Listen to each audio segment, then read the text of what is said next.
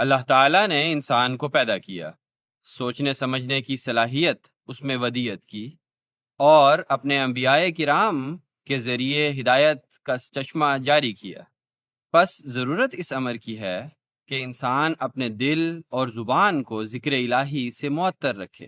رسول کریم صلی اللہ علیہ وسلم نے اپنے عملی نمونے سے ذکر الہی کی اہمیت کو واضح کیا، اور صحابہ کرام ذکر الہی میں ترقی کرنے کی اس قدر کوشش کرتے تھے کہ ان کی یہ جد و جہد وارفتگی کی حد تک پہنچی ہوئی تھی۔